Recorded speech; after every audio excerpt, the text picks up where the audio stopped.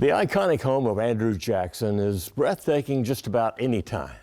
But as most places do this time of year, the caretakers break out the Christmas decorations, early 19th century style. Miranda Cohen takes us behind the glass at this historic landmark to see how they celebrate the season.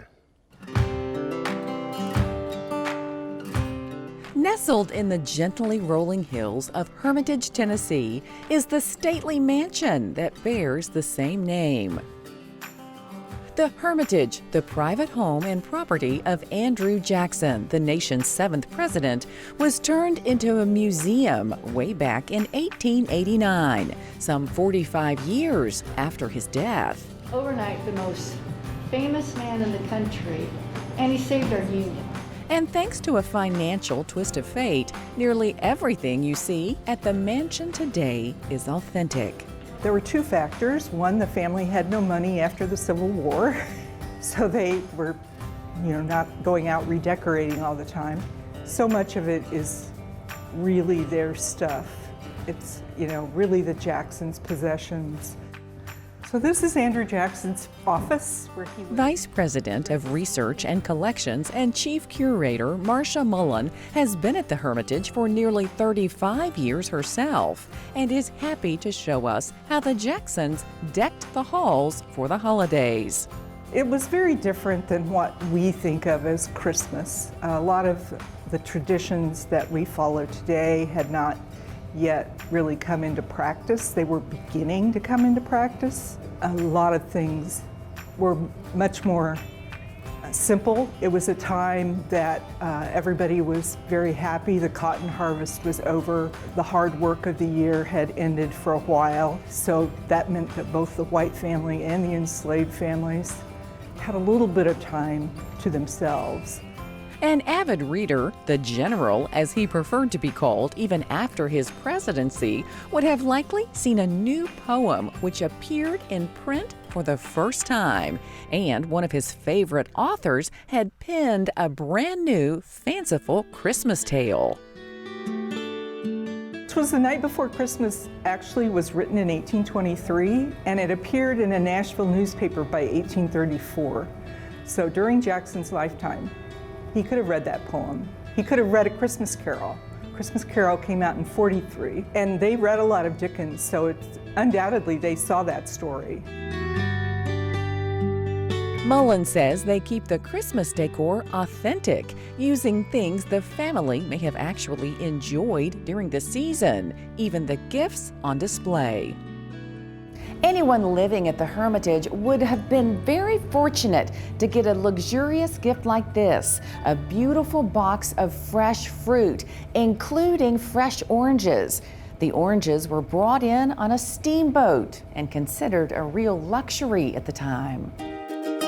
The steamboat would come up from New Orleans, and it was the season for oranges. So oranges were one of the special treats you might get at this point in time, and so they became very tied in with Christmas.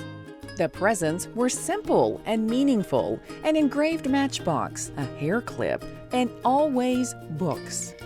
His love of books is evident everywhere. And the stockings were also much more practical. They were just the biggest and cleanest socks the children could find. Andrew Jackson's granddaughter lived to 1923. She did a big interview about Christmas at the Hermitage for one of the newspapers. And in that newspaper story, she mentions that they always put their stockings on the sofa in Grandpa's office, because I guess he wanted to see their excitement. And one of the most popular gifts to give Andrew Jackson was a walking cane. Jackson got a lot of canes, one because he was getting to be an older person, but canes were a very important men's accessory at that time. So they were just something that a well-dressed man would have had with him, like having his gloves and his hat. From old bills and purchase orders, historians can tell, like many of us, Jackson liked to indulge a little more during the holidays with tea cakes, sugared fruit, cookies, and yes, holiday spirits. Things may have been a lot more simple, but they certainly weren't quiet. In town, such raucous activities were banned, but at the Hermitage, no Christmas was complete without lots of fireworks and gunfire. They were out here on the farm, they didn't have those rules, and so they got up in the morning and woke up the world with Christmas by shooting off their gun. Christmas was kind of a little bit of slow time of year on a farm. It was very celebratory in that regard. But not all Christmases were merry. Just shortly before Jackson moved to Washington to start his presidency, his beloved wife Rachel died here at the Hermitage, leaving Jackson heartbroken and her portrait in his bedroom draped in black every December.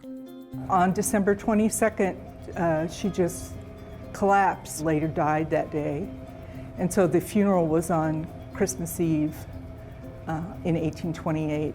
And so that was very sad for him. He was of an older generation to which Christmas would not have been a big, important celebration anyway. It was, a meaningful time of year. And he told his daughter-in-law in the 1840s, 15 years after Rachel's death, he had been permanently deprived of Christmas spirit and cheer because of that. It was the end of one of Tennessee's most famous love stories, and a loss from which Jackson never fully recovered. He actually signs his letters at holiday time, greetings of the season, a long life and a happy immortality. It just quite doesn't have the ring of Merry Christmas. Like every family, the Jacksons experienced sorrow and joy during the holidays, time-honored traditions, a time for family to come together and ring in a new year. The Hermitage will be decked out in its authentic holiday splendor from November until January.